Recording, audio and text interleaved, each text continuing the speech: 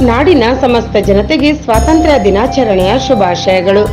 ಶುಭ ಕೋರುವವರು Prasannakumar HJ, ಮಾಜಿ ಜಿಲ್ಲಾ ಪಂಚಾಯಿತಿ ಸದಸ್ಯರು ಹಾಗೂ ಮಾಜಿ ಗ್ರಾಮ ಪಂಚಾಯಿತಿ ಅಧ್ಯಕ್ಷರು, ಹೆನ್ನಾಗಾರ, ಆನೇಕಲ್ ತಾಲೂಕಾ, ಬೆಂಗಳೂರು.